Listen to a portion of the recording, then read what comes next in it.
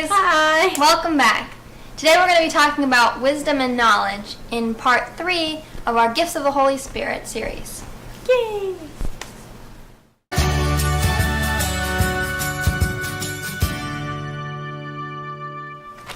So because the gifts of wisdom and knowledge are so interconnected, close, they're very, very similar gifts. So we decided to put them in one video, that way we can explain them easier, because it's easier to explain one by saying what it's not, and what it's not tends to be the other gift, if that makes sense. So like the stuff to explain the gifts of knowledge and the gifts of wisdom, it's easier to contrast and compare them.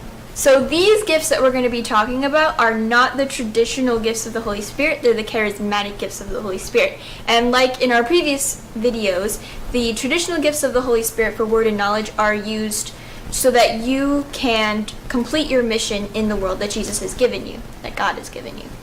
The charismatic gifts of the Holy Spirit, on the other hand, are for converting other people and showing the faith to others. It's an other sort of gift. It's not for yourself. Yeah. So these gifts of the Holy Spirit then are for others and not just for yourself. The gift of wisdom is when a person gives advice or direction, which is an instrument of God, to other people. It applies what you know from just being in the world, plus what you know from being a child of God, being a Christian, to a situation. This leads ultimately to opening others' hearts to God. So this gift, like Jacina just said, often helps people who God gives the gift to handle a situation. So this could be like if they're in not an argument but like a debate with someone, God might give them the exact word of wisdom that they could need to help that person understand something, or to help them realize something, or just make something click in their brain. It's like, oh, that. It de-escalates a situation.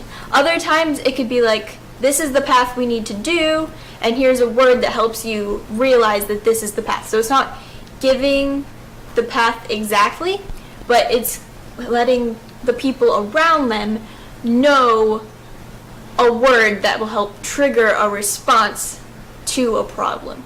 So let's say everyone is trying to figure out if they need to do this one ministry for a person, and then someone will be like, or God might give someone a gift of knowledge that's like, well, you can do this, or it's like, well, you're good at this, and then it's like, oh wait, I'm good at this, so I can do this, and then this, and then it kind of just, it goes around. So it's like that, it's that click, that light bulb that God can give one person to speak a word that helps people understand a situation, to help de-escalate a situation, to help a situation get resolved.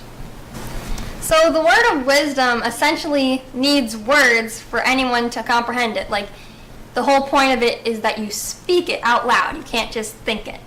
Yeah. When God gives you the gift of wisdom, it's not for you. It's for the people you're around. It's to help resolve a situation. So you need to speak that word out loud. Otherwise, it's not giving or yielding, as some people like to call it, to the gift completely. He may give you the word, but if you don't use the word by speaking it out loud, it's not truly yielding to the gift or yielding to the Holy Spirit trying to work through you. Sometimes it'll be like someone's going through something, a situation, because this is a very situational gift, and they're trying to figure out a resolution. They're stuck, they can't figure anything out, there's probably a lot of emotions involved, and it's just like, and then instead of saying, oh, it's okay, comforting the person, being empathic, God could give them a word of wisdom that's like, I don't know, it's not usually one word. It could be one word, but a lot of times it's like a sentence. It's like, well, what about this? And then it's like, holy cow, I could do this. Like, it makes that light bulb happen. Without the word, the person wouldn't have the light bulb, but then also like with the word, then the Holy Spirit still has to work in that person to help the light bulb go off. It's just the right word in a situation to help it get resolved. Another thing that's interesting about this gift is that oftentimes the person speaking the word doesn't completely understand what the word is.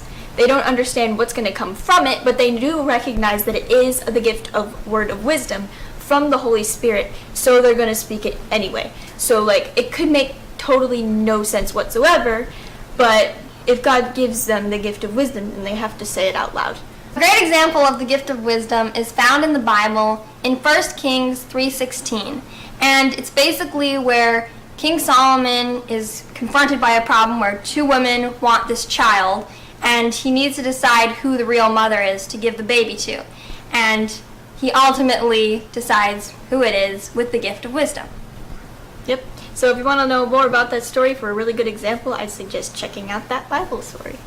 Now, to contrast the gift of wisdom, we're now going to move on to the gift of knowledge, which again is a word gift. It's very similar to wisdom, but it's used in different situations, and it's got like a different spin on it. The gift of knowledge is a way to explain divine truths through simple images.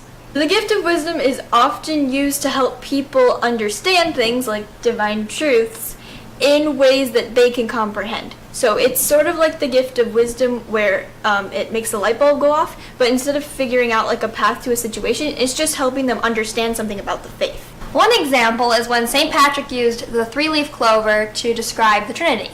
Yep, very simple image. People weren't getting the Trinity at all, and so St. Patrick was like, "Oh, here, it's like this leaf. It's got 3 little clover bits. Trinity, 1 leaf, 3 persons, but not in a leaf. 3 parts of a leaf, I guess." But yeah, again, that's the gift of wisdom. Like, without the gift of wisdom, he wouldn't have had the idea to use a 3-leaf clover. The gift of knowledge is used in preaching and teaching, presenting a message in a convincing way, and helping someone to believe in something. Another way that the gift of knowledge can be used is to give the Holy Spirit a window to work through the person's feelings or to induce a certain feeling in the person. A lot of times this is the gift of tears, which we're going to talk about in a future episode of our video in this series. Finally, another really good example that we'll leave you on is Peter at Pentecost. So St. Peter, he is just on fire with the Holy Spirit and has the wisdom of knowledge, the gift of knowledge just pouring out from him. Yeah, he gives this awesome epic speech in Jerusalem, and it's like crazy filled with the gift of knowledge. It's just boom, boom, boom. Look, you've done this and this and this and this and this. Obviously, we should all believe this. And then how many people converted just because of that, like all the crazy stuff going on at Pentecost. So yeah, this gift is really powerful for bringing people into the Catholic Church. Hopefully this video has taught you a little bit about the gift of wisdom and the gift of knowledge and how they're different. And we hope you guys really liked it. If you did, give this video a big thumbs up and subscribe to the channel, and we hope to see you in our next video. Thank you for watching. God bless. Bye!